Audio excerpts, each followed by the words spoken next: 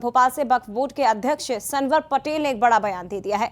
वक्फ board में 2 हिंदू सदस्य शामिल, कानून के तहत सदस्यों को शामिल कराया गया है और संसद के कानून का पालन किया जाएगा। तो वक्फ का उद्देश्य समाज सेवा बताया, शिक्षा और परोपकार पर जोर दिया। इसके अलावा अतिक्रमण हटाने पर बोर्ड गंभीर है, ये भी उन्होंने कहा। सनवर पटेल ने बोर्ड की बात रखी है। मध्य प्रदेश की वक्फ बोर्ड की चर्चा इन दिनों प्रदेश में नहीं बल्कि देश भर में है।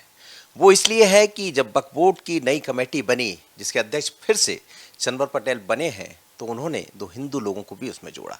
नया जो कानून बना उसमें इस बात को कहा भी गया था, लेकिन सबसे पहले यदि किसी ने उस कानून का पालन किया है, उस नए नियम का पालन किया है, वो है मध्य प्रदेश।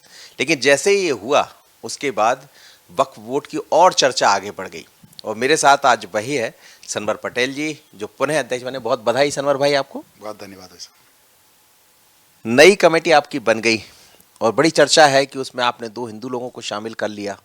ये कैसे हो गया?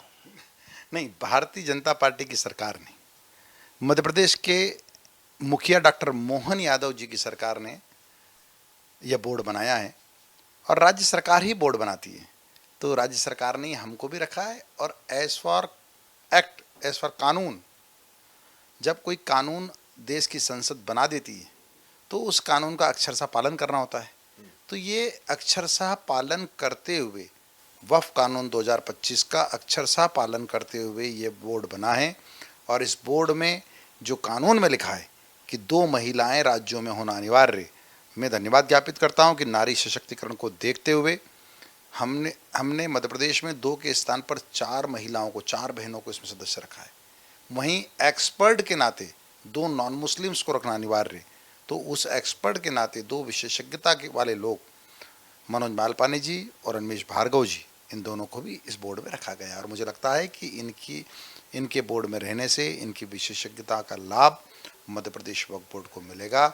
और मध्य प्रदेश वक्फ बोर्ड जो फलाही परोपकार के कार्य मध्य प्रदेश वक्फ बोर्ड ने पिछले 3-4 सालों में चालू किए, स्टार्ट किए, उनको और गति मिलेगी। इनकी विशेषज्ञता का लाभ लेते हुए हम बोर्ड के कामों को और बेहतर तरीके से कर पाएंगे। लेकिन फिर सवाल ये भी उठेगा कि जो हिंदू समितियां हैं या बाकी लोग हैं, आपके यहीं से ये सवाल उठने भी लगा है, कई लोगों ने इसका विरोध भी किया, फिर इसको कैसे आप ठीक करेंगे? नहीं, देखिए, थोड़ा सा इसको समझना पड़ेगा।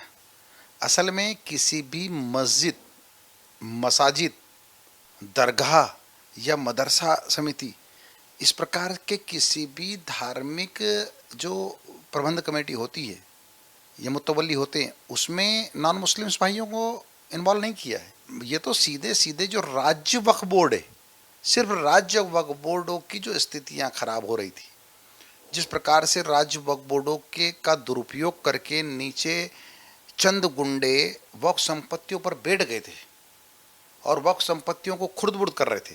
लाखों करोड़ों की संपत्ति को जो वाकिफों ने वक्फ किया, अर्थात दानदाता ने जिस उद्देश्य से दान किया, वो उद्देश्य से भटक गए थे और उस उद्देश्य से भटककर चंद लोग उन संपत्तियों पर बैठकर और अपनी जेब भरने का काम कर रहे।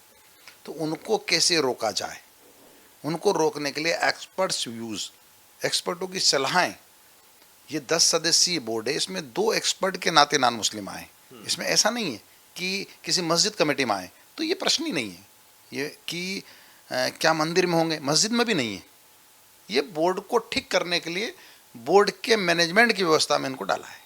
क्या बाकी राज्य भी अब चर्चा कर रहे हैं कि मध्य प्रदेश ने तो बना दिया, नया बोर्ड बन भी गया है, तो क्या बाकी राज्य भी अब फॉलो करेंगे? फोन आ रहे हैं लोगों?